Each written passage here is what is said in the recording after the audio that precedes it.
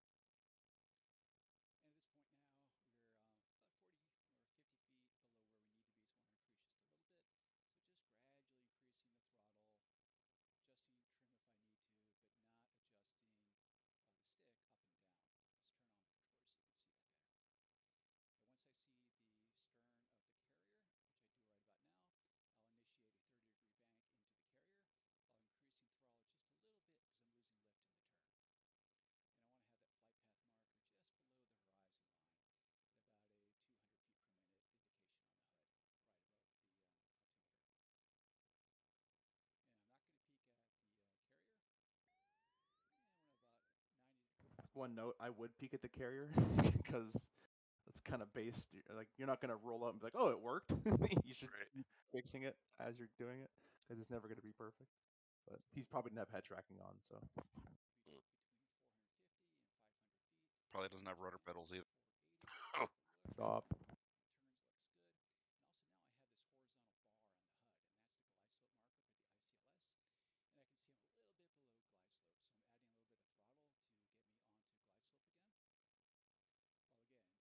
Does anyone here not understand the ILS symbology, or no? Real quick, that's the. Did you go over the TACAN symbology No. and the course line? This is case one. This ain't no TACAN course. Sorry. Yeah, duh. That should be assumed. It should be already known. Be here for hours.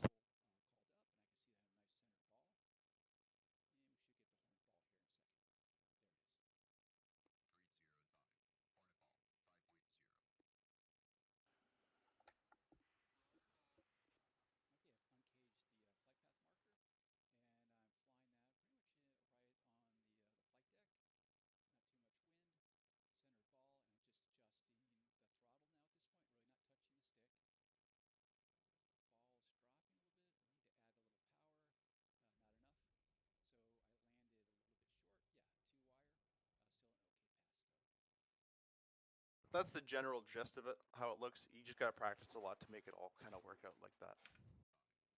I'm gonna go to the next one. Would you like to see it from third person, or do you not care? I'll leave it to Burbs and Funky, because I think you guys are doing it. No, I mean I've seen it and done before, so I don't Okay, yeah, just a big oval. know. I just suck at it. Surprise. A little bit of theory for you. I don't know why my there. So what's the definition of angle of attack? What is? I guess there should be a question mark there, shouldn't there? Should be, but I'm gonna pop it up. So it's relative airflow to the mean chord line of the wing. In basic terms, it's the angle between the relative wing or wind and the chord line of the wing. The chord line is this dotted line from the leading edge to the trailing edge. Every wing's different, so has different chord, but you can kind of just think of it as the middle part of the wing. If you have an extended center line in the middle of the wing, so it's the angle between that. It's not pitch, so that can get a little confusing sometimes. So the pitch changes accordingly? Oh. Oh shit! Dad joke. Okay, let's continue.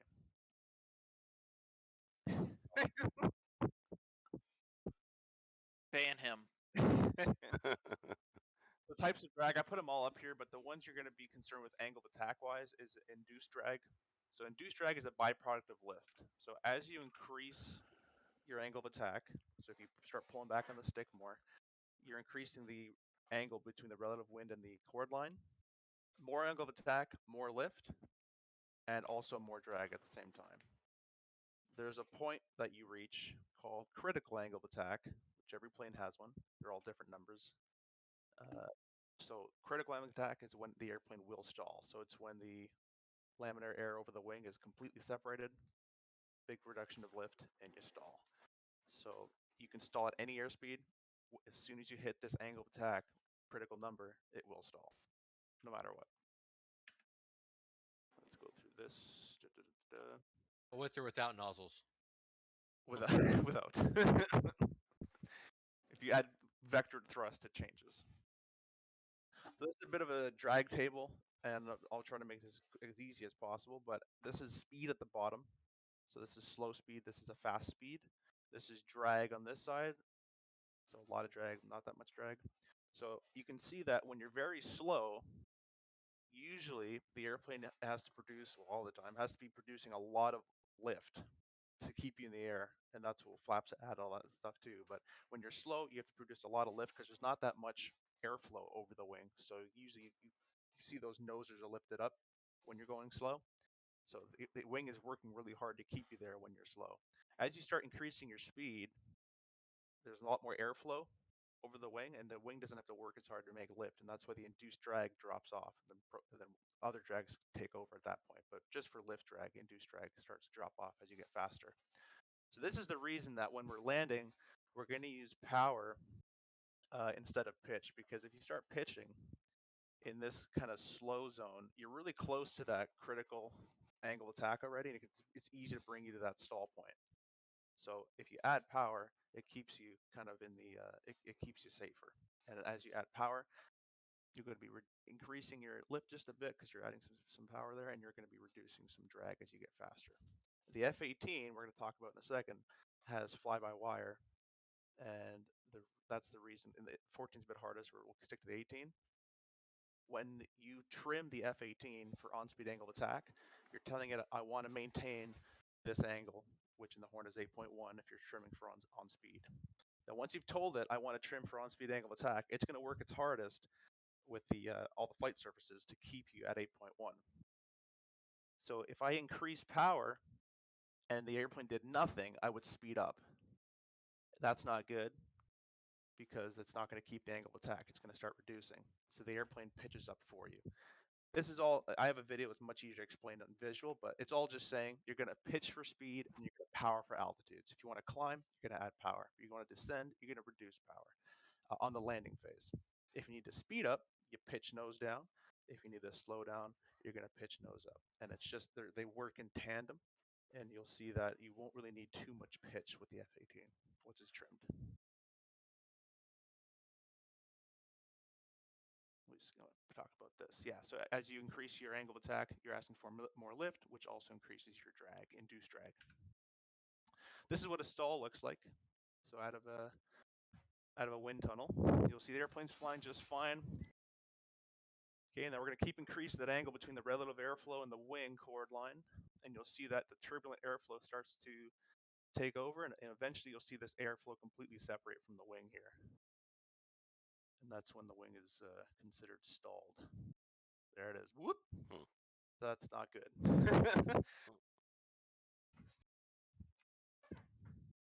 Okay, now also a lot of people think a stall is when, like, the F-18 can't stall. Yes, it can. Everyone says it can't. Yes, it can. So a stall is not always accompanied by a nose drop. A lot of planes do nose drop because they're designed that way, so to help you get out of a stall. But if you're like max power and you're still descending, you're slow speed, you see that it's kind of buffeting it a lot. You're in a stall there. So negative VSI with buffeting, you're still stalled.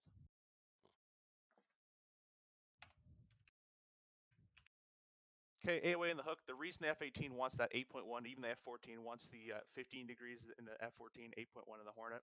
You want that AOA to be on speed on that angle is because they've calculated through a lot of tests that that's the angle that the airplane catches the wire more consistently. So that's why it's important to you. It's also nice because if you have different loadouts on board, you don't have to calculate approach speeds because you just land at 8.1 degrees angle of attack every single time. So the speed doesn't matter as long as your flaps are full and your gears are down. Hopefully the hook. 8.1 is what you pitch for, and that's the speed you come in at, whatever speed it happens to be. But you just go on that angle of attack, which is the E bracket in your HUD. So there's the numbers. Quick thing on air density very quickly. Hot air, worse performance, cold air, better performance. The easiest way I can demonstrate this or talk about it is if you think of people, like human beings, if it's very cold, people, if you have no heating and it's very cold, people huddle together, right, to keep warm. Air, and if it's really hot, people separate. They get more space in between them. So air you can think it does the same type of thing. So when it's really cold, the molecules get very close together. And when a wing cuts through that, there's a lot more air to bite through. So it's a lot more to cut through. In a hot air, you see the molecules and all those red dots are wider spaced apart. So you're not going to hit as much air with that wing. So you're going to have less performance. So I have a question on the pitch angle of the aircraft. Yeah.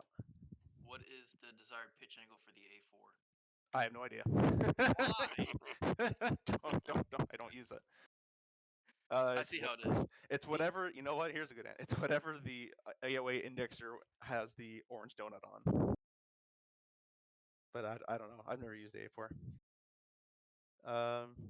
Yeah, hot air bad, cold air good. Same with engines. Cold air, engines have better performance as well. More air to suck in there. Okay. This is a cool little video. This is a high density airport. So they're taking off from a mountainous airport, and the pressure is lower. So they also don't have that much air up there. Stop talking. I won't go full screen.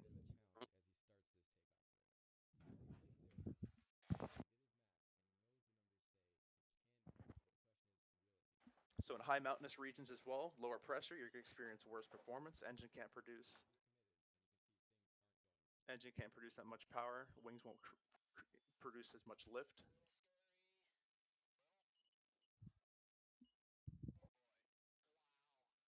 He like just makes it. Huh. So low pressure systems as well. The lower the pressure is, the worse performance you'll get too. So if you have high temperatures and low pressures, you're not good. You can still make it because you have afterburners in the game, but it's not good. And thunderstorms always usually have low pressures and high temperatures. That's why they're created. So. Meatball, this is what we're talking at the start of the presentation. It's going to be on the left side of the runway, and it pretty much represents your slope, your descent path onto the ship. So if the orange is in the middle, the green line, then you're at the correct height at that specific time. If you continue descending with this orange dot in the middle, you're on the correct glide slope. If it starts to go low and it turns red, then you're below the desired path. If it starts to go up, you're above the desired glide path for the descent on the landing. So it's not one-to-one.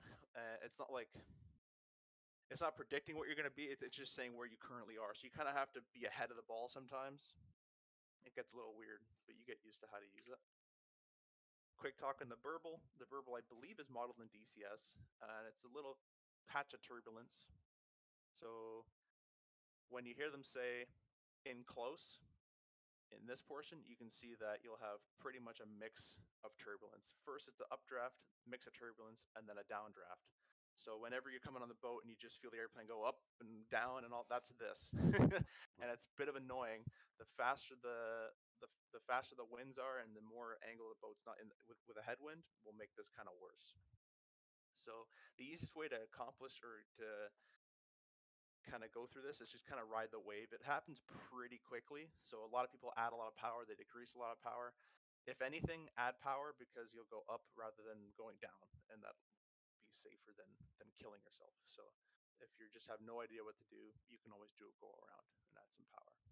But just know that when you roll out, the airplane's going to go up a little bit, it's going to get a little shaky, and the airplane's going to want to drop from the burble effect. Up, shaky, down. Okay, this is going to be where to aim your velocity vector. So the velocity vector is this guy in the HUD, that little witchy hat. So we're going to aim this at the crotch of the ship, which is this portion here, kind of the bottom portion of the crotch. The reason for this is the ship is moving straight in its direction. The runway is slanted to the left, so that you're always going to be having, if you aimed on the center line, you're going to always have to make adjustments to the right. So we aim for the crotch that by the time that you're over the wire, the boat kind of slides in under you, if that makes sense. This is part of a drastic one. I usually aim for that right line. That usually ends up pretty well.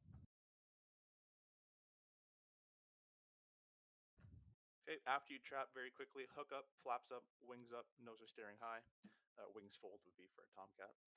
And you're going to taxi off to the deck. In DCS, we don't have a procedure, so just get across this red, there'd be a red and white dash line, get across that line, and you'll be clear of the runway, so someone else can go.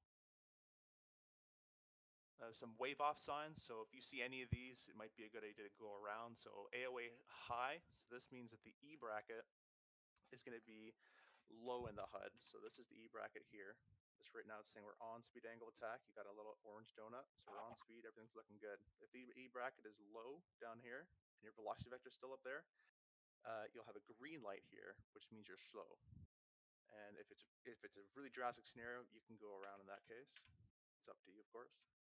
If you're not lined up for the landing surface in time, you're just not comfortable, you can go around. Told to wave off by an LSO, just do it.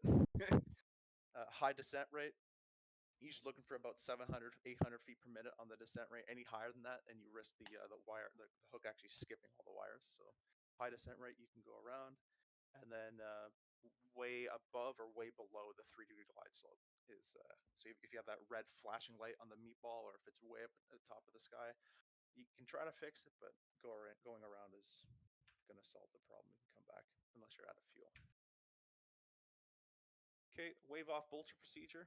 So this is the case if you don't hit a wire. It's very easy. You just remain you add some power, remain runway heading, not carrier heading, runway heading, and then it spells it to you in orange. So gain positive lift, then turn BRC after 500 feet. So this heading, 500 feet, and then you turn right onto the BRC, which is the ship heading, and you go right back in for another downwind.